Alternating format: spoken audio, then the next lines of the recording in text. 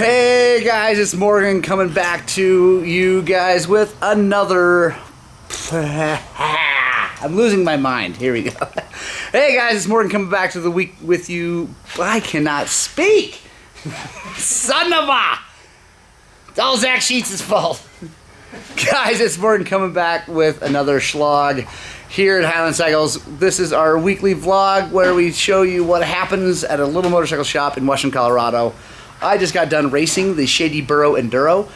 Make sure you guys check out those videos. They're already up by the time you're watching this. We had a ton of fun. It was 205 miles of beating in the mountains near South Fork, Colorado, which is kind of down in the southwest part of the state. Super, super fun. Anyway, it was awesome. So make sure you check those things out. We're going to get after it here. Zach is finishing putting together a CRF 150R that was completely blown up by the previous owner. Had very, very, very little oil in it. It's in another Shlog. We have the picture. Anyway, it was bad. So he's just about done with that thing. I got a ton of work to do, but I am starting the week off by filming the test between Slick Products Moto Wash and Muck Off. So that's gonna be a separate video. Make sure you check that thing out, subscribe, blah blah, share, like, all that good stuff, and check that out. But we're gonna be testing pink versus green on my incredibly dirty 125 XC that I raced this weekend. There she is. There's Eileen. We're going to be doing one side Muck Off, one side Slick Products, and see which one looks better. So anyway, guys, let's get after it.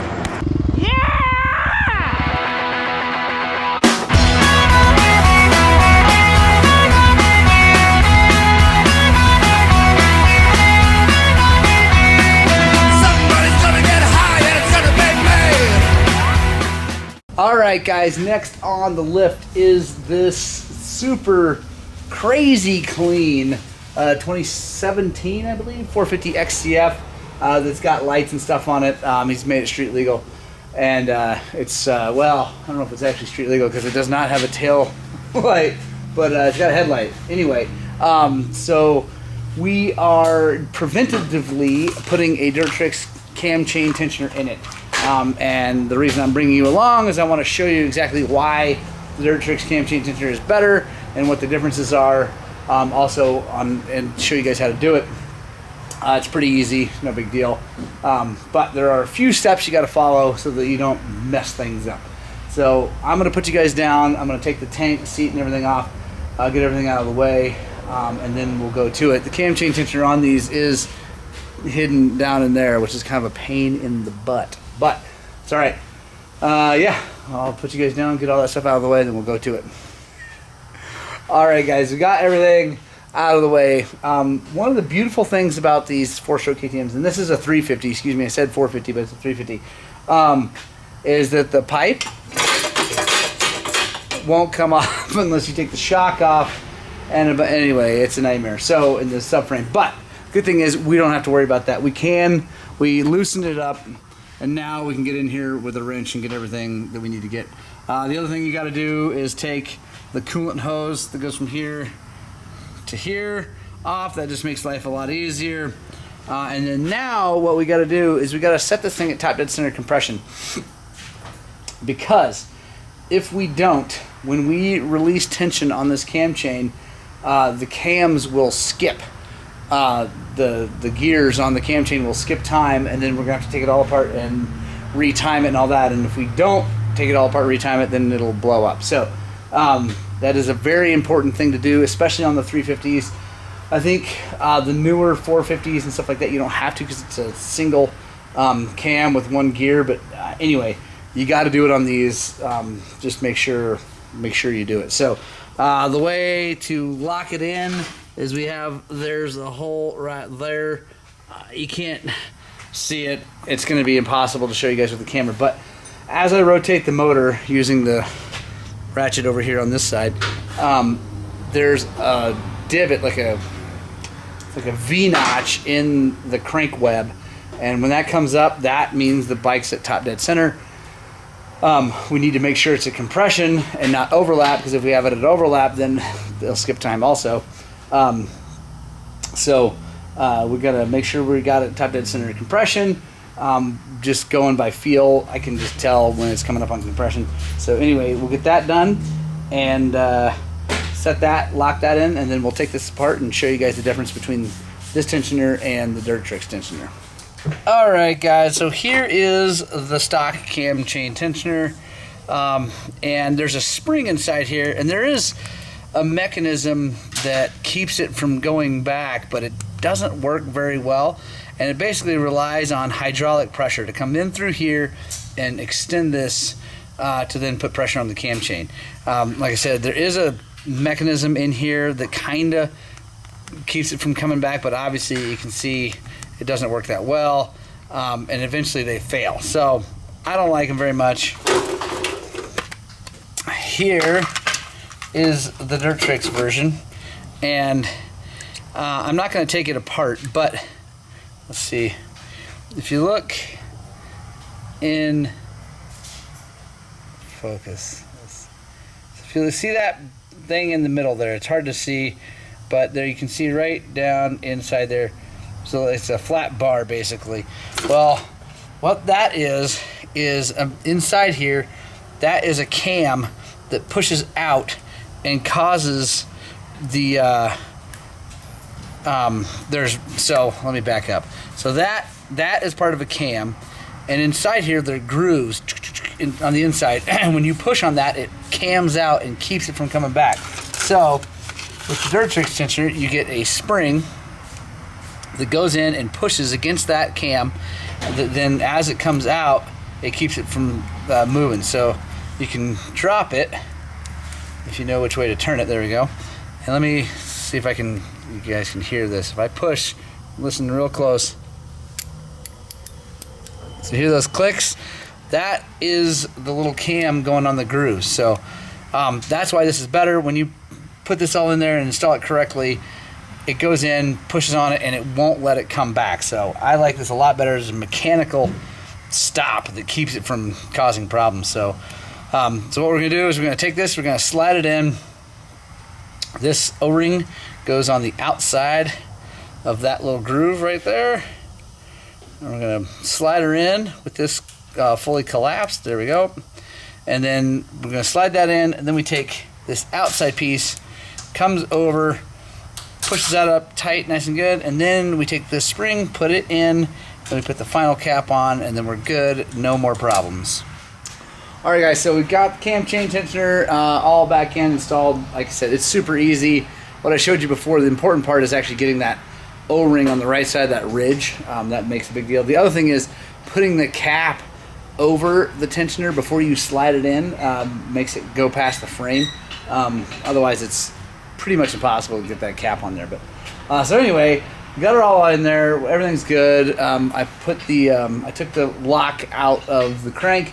Now what you want to do before you just go hit the button, like I feel really good, I didn't hear anything skip time, I feel like everything's right, but you always want to check with ratchet and just on the end of the crank and rotate the bike through before you go and just hit the button, because if you hit the button and you have skipped time and the piston hits the valve, you're going to bend a valve, and then it gets really, really, really expensive. So with this, you can roll it over nice and slow with your hands, and if it starts to hit the valve, you can just stop, come back over, take it apart, retime it, and all that. So I'm going to come through. I'm going to set you guys down.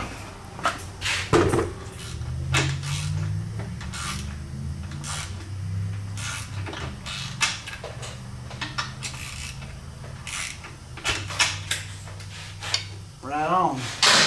Got through it a few times, feel really good about that. Gonna put the cap back on it, tank back on it, fire it up, make sure everything's good. Alright guys, let's hit the button, see what happens.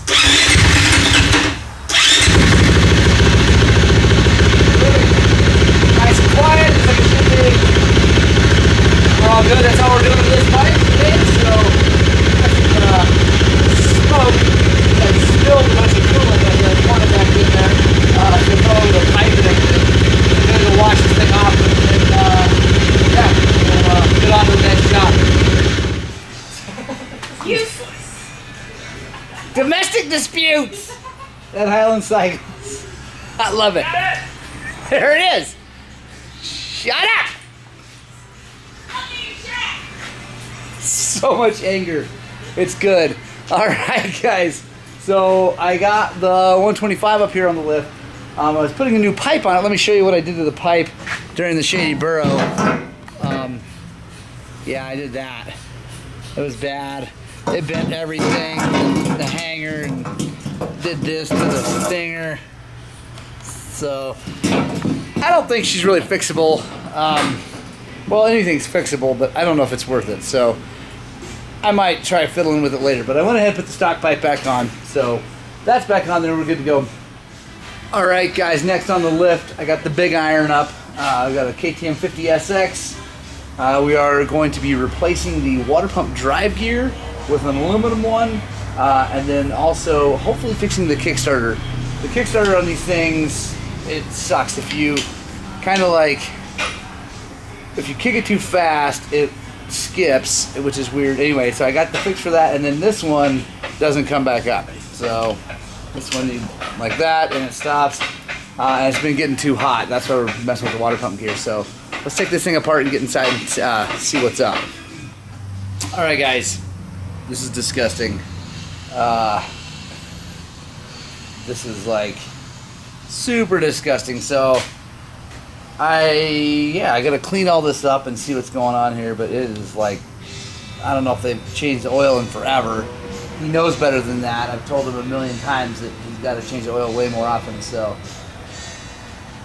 yeah, anyway, yeah, go ahead and get this all cleaned up. We'll take a look and see what we got. Hopefully we have all the parts we need to fix all this stuff. This is good. All right, so here's the kickstart.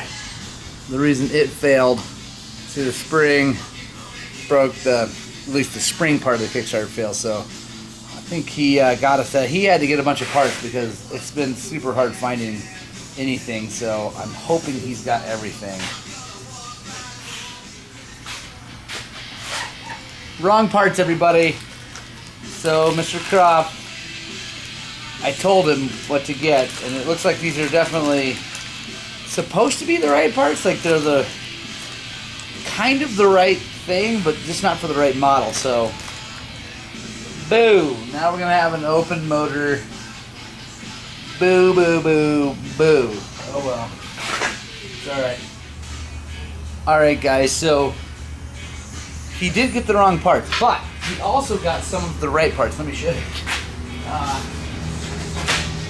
So I found some more stuff. First of all, he got the right spring, or maybe we got the right spring. Anyway, we have the right spring. So the spring I can fix, that's good. And he got the Nihilo aluminum drive gear for the water pump, so that's good. But what we don't have are these pieces right here, because like the way this works is this. Here, I'll show you. Come over here. There we go, focus. So you can see it's got these little bumps on this, and then this goes there, and it engages and then it pulls back. Well, the problem is that these edges, see if I can get this to focus. There we go. See how they get rounded off? And this one does the same. So I think what I'm gonna try to do, because the owner of this is down for me to just fix it however we gotta fix it, right? So I'm gonna try with a die grinder to put a better edge on this and on that, and reinstall the whole thing and see if it works. I think it's gonna be okay.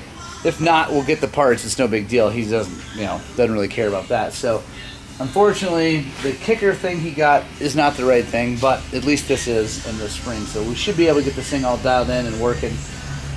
Yeah, I'm gonna take this stuff apart. I'm gonna get the die grinder out and see if I can't put a better, sharper edge on these. All right, so what we're gonna do, we come in here and back cut these things and see if we can't make this engage. It's a little bit better.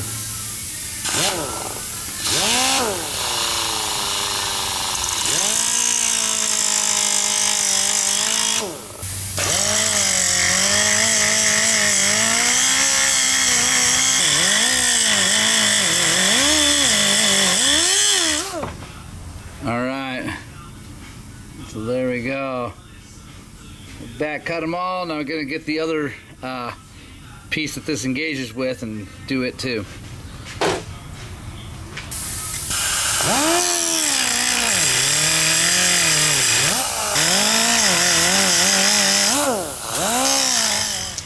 All right, let's see if we matching up. Looks pretty good, really. See if we can. There we go. So pretty positive. I think that's going to work. Gonna get this all cleaned up, get the other cover cleaned up, and then we'll check back in as we go back together. All right, guys. Kenny's here, and we're going back together. So I got the cover all cleaned up.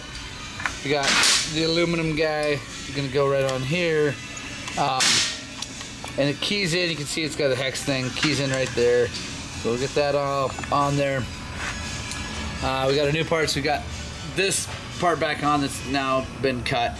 Now, after I get that done, I'm going to take our kicker spindle, get a new spring on it, and install that, and then we're going to get everything back in, and I think we're going to be good to go. So I'm going to fiddle with this, get it all done, and then I'll check in as we put it together and make sure it's all good.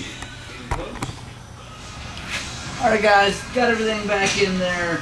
Got oil in it, coolant in it. Now we're going to fire it up. Hopefully the kicker works better, and then also hopefully it's moving coolant and staying nice and cool. So yeah, let's get after it.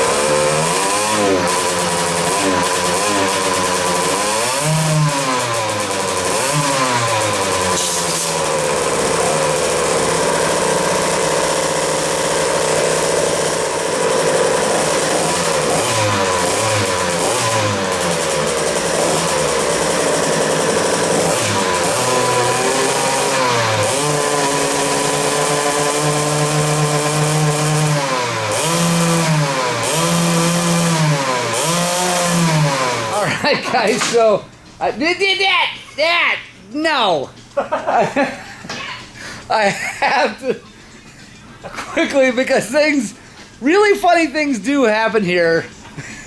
And Zach, he's building this motor on this KDX 200, and it's like been here forever and ever and ever because we had to send the cylinder out, and it took, anyway, forever for that to come back. But it's back. He put new linkage bearings in. He did a lot of stuff. Probably at some point the pipe was off of it, and he just bolted the pipe up. And if you'll notice, let me just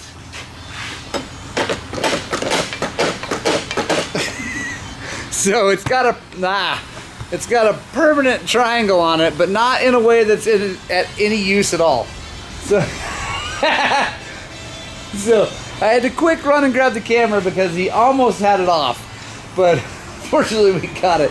Also guys, someone just came in. I'm so excited. Someone just came in just because Zach works here.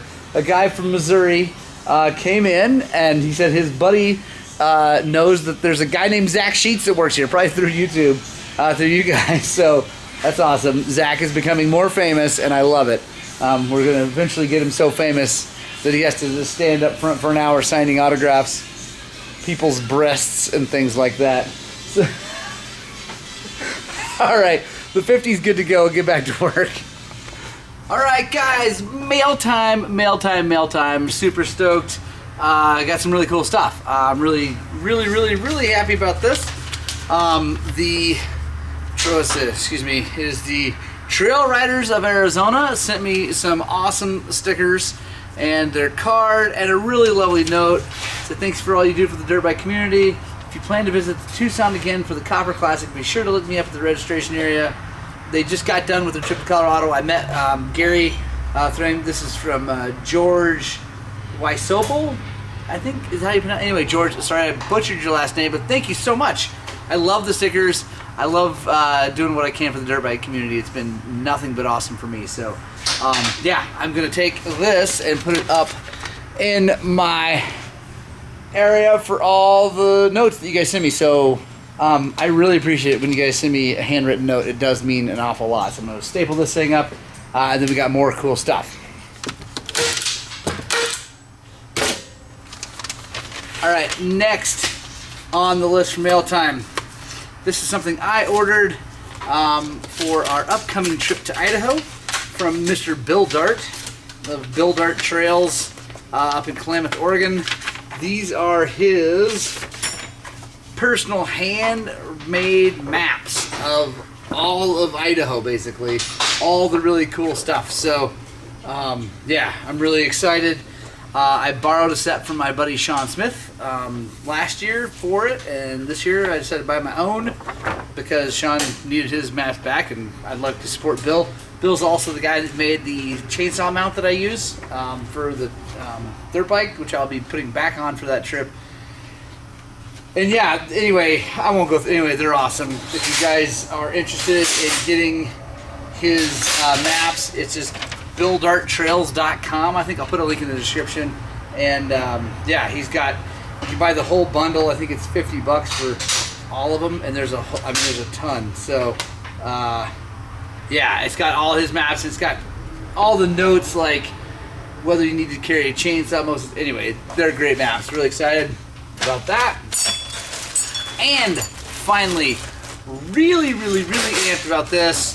The boys at Wolf Enduro, who've been helping us out now for quite a while with the vests and just everything, have sent me and the boys some jerseys, and I am really amped about that.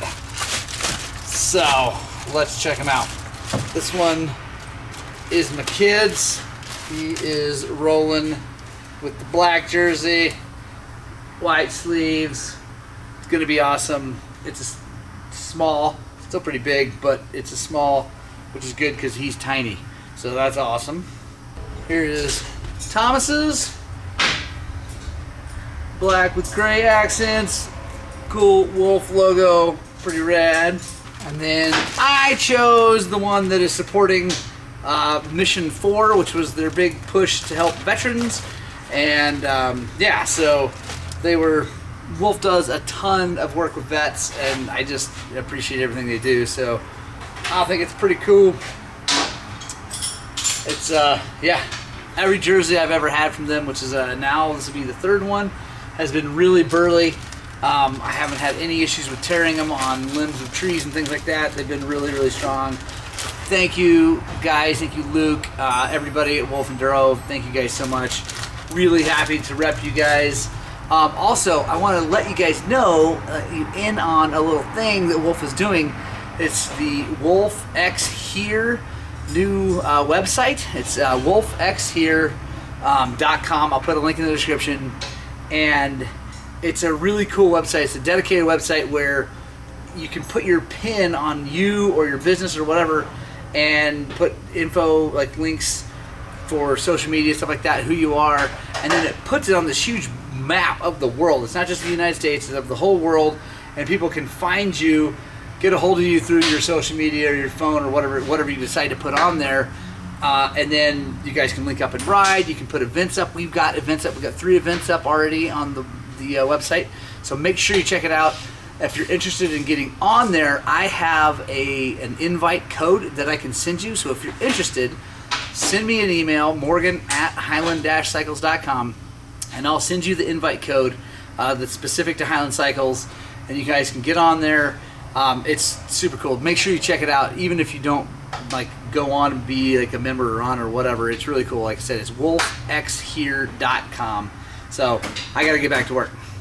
All right, guys, next on the list is this sad CRF 450X. It's 2005.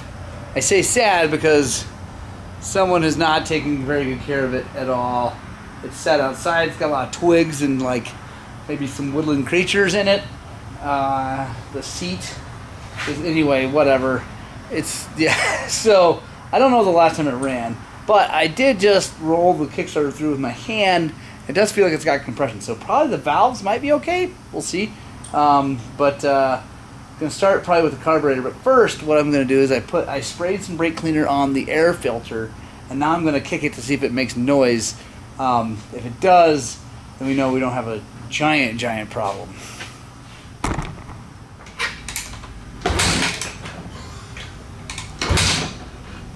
What? Shit just came out of it. Oh, really?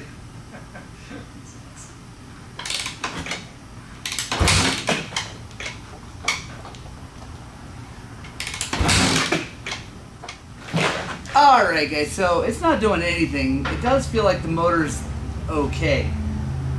The next thing, we're going to take tank seat off, find all the things that are living in it maybe, and find them homes first. And then after we do that, we'll see if it sparks.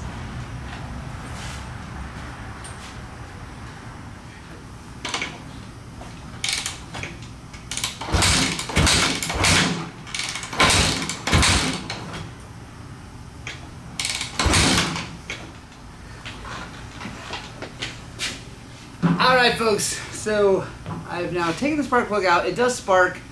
Seems to be maybe intermittently, but whatever. There's so much wrong with this motorcycle. There are these things in it, which I'm trying to get Zach to put in his mouth and eat, but he won't. But I'm pretty sure they're hornets' nests. Like, yeah. Comment below if you want Zach to eat those. Look at him. He wants to. It's in him. He's being a huge Sally. So, oh my gosh, there's so much wrong with this thing. So now, yeah, whatever. It's not starting. So I'm gonna pull the valve cover off and see how bad that is. Oh, look at this. I've never seen this before. They managed to break and then try to JB weld / weld the mount for the pipe. That's pretty awesome. If this is your bike and I'm making fun of it, well, I'm making fun of it. Like, I'm not apologizing. Don't treat your stuff like this. Although I think the guy that has it, I don't know if he maybe got it for free like this, like someone else treated it poorly. I don't know exactly the whole story. But he just wants an estimate because he really doesn't want to spend that much money on it, and I can't believe that he's the one that did this. So anyway, let's take the valve cover off and see what's going on. Alright, so we got the valve cover off. Let me show you something, guys. See if you can see. So if you look right in here, you see, first of all, actually look over here at the aluminum of the head, and it's kind of normal color. Then you look over here and it's not normal color. It's because it got really hot. The cam and stuff looks okay. Kind of surprising, honestly. But I'm gonna check the valve clearance to see if it's why the compression seems to be low. Yeah. So anyway, gonna grab some feeler gauges, check that, and I'll check back in. So guys, I checked the valves. Valve clearance is fine. I got 5 thousandths, at least, maybe even more, but 5 will go in the intakes and the exhaust, so that's not the problem. It's, yeah. I'm gonna try one more thing electrically, unplug. I'm basically just gonna unplug the kill switch and see if that does anything. I seriously doubt it. But yeah, because it was sparking, just not real bright. So anyway, I will check back in when I've determined exactly what is all going on and how much it's going to cost, but I think it's going to be out of his price range. What was that? Alright guys, next on the lift is this WR The things that happen here just off camera are, you never know. What was that, a cat? I think it was like a big lizard. It was like really fast. Nice. It's really fast. Oh, we're being invaded by cats and lizards, I guess. So anyway, we got this WR. I have a laundry list of things to do to it, so join me, stay with me here for this video. I'm doing lots of cool stuff. One thing, using the FI Diagnostic tool, which I've actually not ever used, the actual Yamaha one, so we'll be doing that and plugging in. That'd be cool. But let's start with something that actually happens a lot. So, on these fuel-injected bikes, not all of them are the same, but Yamahas and anyway, whatever. They have this little button dial thing, anyway, right here. That is the cold start. I guess it shouldn't air quote cold start. I should air quote choke, because it's not a choke, but it is for cold start. So what you do is you pop it out like that, you hit the button and it starts. This gentleman's complaint is that when he pushes it in, it dies no matter what, no matter how long he's got it warmed up or whatever. Well, that is also your idle adjust on this bike. You're not supposed to be adjusting the actual butterfly, but you can adjust that. You can turn it in and out, lefty-loosey, righty-tighty. Righty-tighty goes in, which actually lowers the idle. Lefty-loosey comes out, which actually raises the idle. So what we're going to do is we're going to fire it up, get it warmed up, and then we're going to adjust it so that it idles correctly. So I'm going to set you guys down and we'll get that done.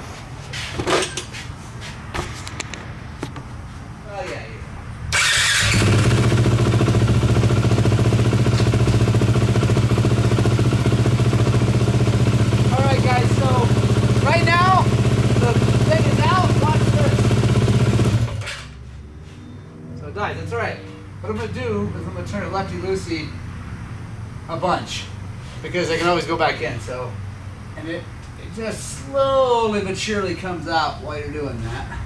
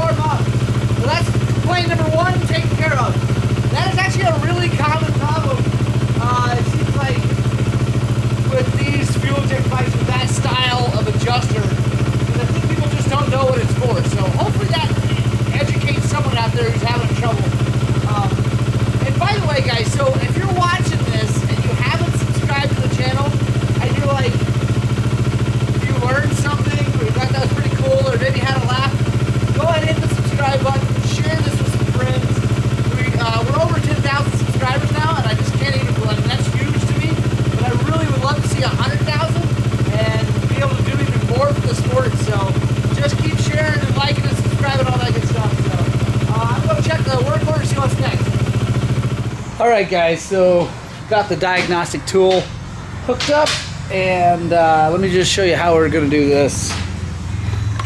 So you can see, there it goes, waiting for connection.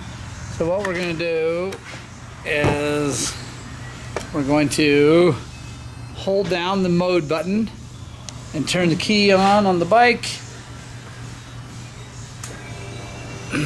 That puts it into Diag mode. Then we hit the up button. It goes to, see if you can see this, the CO. Then we hit mode. Goes to C1. And we go to C1 and we got a number here. It's on 8. He has instructed me to put it down to 0. So it's going to go down. And what this is doing is controlling the amount of fuel basically at idle, which can help or hurt the starting. So we're going to try it at 0 because that's what he's, like I said, he told me to do. So now we'll turn the key off. Turn it back on. And we'll hit the button. Hold a little cold start.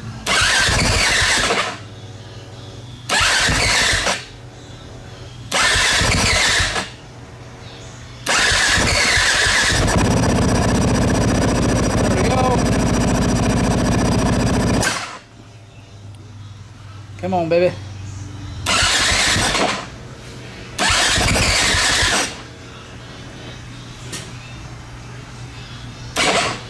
A lot of these fuel-injected bikes seems like they need to prime the pump a couple times to like start, so we just did that. And what I did was basically just bump the start button, so it's not actually turning over, burning any of that fuel. Bump it so it primes again. So idle sounds good. Now, you know, it idles with it in, so yeah, seems good. I'm going to let it run at the 0. I can change it for him again if he wants it. His notes that he wrote weren't really very clear, honestly, but it looked like he had it at 8 and he wanted it back to 0, so there we go. Pretty simple. Another cool thing about this tool is it shows you RPM, engine temperature. I don't know what else you can do. It probably, I don't really know too much about it, but my guess is it'll read code. If the thing is throwing a code, it'll show you what's going on. So it's not a bad thing to have. And like I said, you can raise and lower the fuel at idle with that C1 adjustment.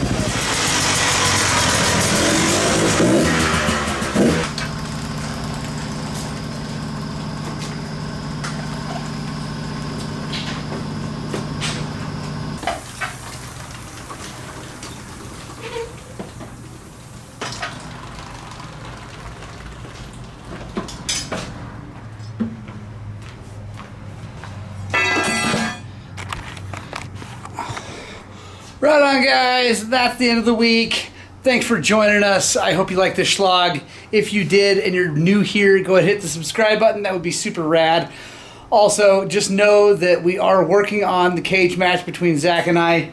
Zach is back here plotting and scheming. Look at him. There he is. He's building his anger on that BMW so that he can get super mad at me and punch me right in the face. Anyway, guys, I love you. I hope that was good. I hope you get out and spread the gospel 2 wheels. And as always, I hope that what we're doing here at Highland Cycles is inspiring you guys to work on and get out and ride your dirt bikes.